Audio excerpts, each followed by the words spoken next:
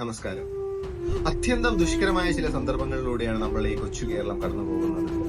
ഏതാനും ദിവസങ്ങൾക്ക് മുന്നേ നമ്മുടെ ഒരു സഹോദരന് വേണ്ടിയുള്ള തിരച്ചിൽ എങ്ങും എത്താതെ പോയല്ലോ എന്നോർത്ത് വിഷമം പേറിയിരിക്കുമ്പോഴായിരുന്നു പ്രകൃതി മറ്റൊരു ദുരന്തമായി നമ്മളുടെ മുന്നിലേക്ക് എത്തുന്നത്.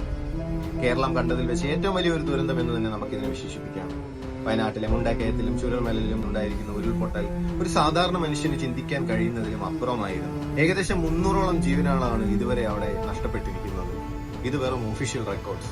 എന്നാൽ ഒന്ന് തിരിഞ്ഞു നോക്കിയാൽ ശ്വാസമറ്റ ശരീരങ്ങൾ ഇനിയും ഒരുപാട് ആ മണ്ണിൽ വിശ്രമിക്കുന്നുണ്ടെന്നാണ് കണക്കുകൾ സൂചിപ്പിക്കുന്നത്. എന്നാൽ അതിനേക്കാൾ ഉപരി രക്ഷാപ്രവർത്തനത്തിന് എല്ലാ പിന്തുണയും നൽകിക്കൊണ്ട് ജീവന്റെ ഒരു അംശമെങ്കിലും അവിടെ ബാക്കി വെച്ചിട്ടുണ്ടെങ്കിൽ അവരെ എല്ലാം തിരിച്ച് ജീവിതത്തിലേക്ക് കൊണ്ടുവരാൻ കഴിയട്ടെ.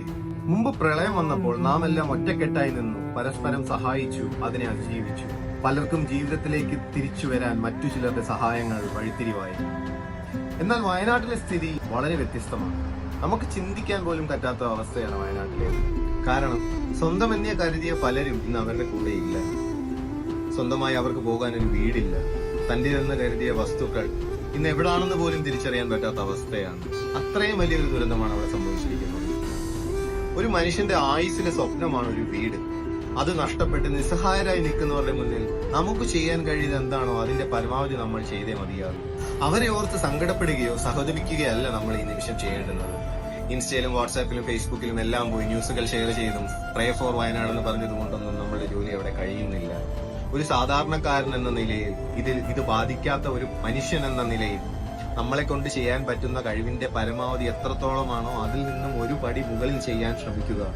എങ്കിൽ മാത്രമേ അവർക്കൊരു പുതുജീവൻ തുടങ്ങാൻ സാധിക്കുകയുള്ളൂ.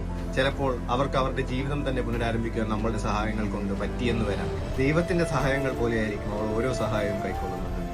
എനിക്കൊന്നും ചെയ്യാൻ കഴിയുന്നില്ല, എനിക്കതിനുള്ള നിവൃത്തിയില്ല എന്നോർത്ത് മാറി നിൽക്കുന്നവർ ഒരു കാര്യം ചിന്തിച്ചാൽ മതി. നിങ്ങൾക്ക് ചുറ്റും 4 ചുവരും ഒരു കൂരയും ഉണ്ടെങ്കിൽ ലോകത്തിലെ ഭാഗ്യവാന്മാരിൽ ഒരാളാണ് ഇന്ന് നിങ്ങൾ. അതുകൊണ്ട് സങ്കടങ്ങൾ മാറ്റി നിർത്തി സഹായങ്ങൾ കൊണ്ട് നമ്മൾക്ക് അവരെ ജീവിതത്തിലേക്ക് തിരികെ കൊണ്ടുവരാൻ ശ്രമിക്കാം. ഇത് കണ്ടിട്ട് ഒരാളെങ്കിൽ ഒരാൾ അയാൾക്ക് ചെയ്യാൻ പറ്റുന്നതിലും ഒരു പടി മുകളിൽ ചെയ്യാൻ ശ്രമിച്ചാൽ, അല്ലെങ്കിൽ ചെയ്യാൻ പറ്റില്ലെന്ന് പറഞ്ഞിരുന്നവൾ ആരെങ്കിലും എന്നെ കൊണ്ട് എന്തെങ്കിലും ചെയ്യാൻ പറ്റുമെന്ന് തോന്നിയാൽ, ആ ഒരു തോന്നലിന് വേണ്ടിയാണ് ഞാൻ ഈ വീഡിയോ ചെയ്യുന്നത്. താങ്ക്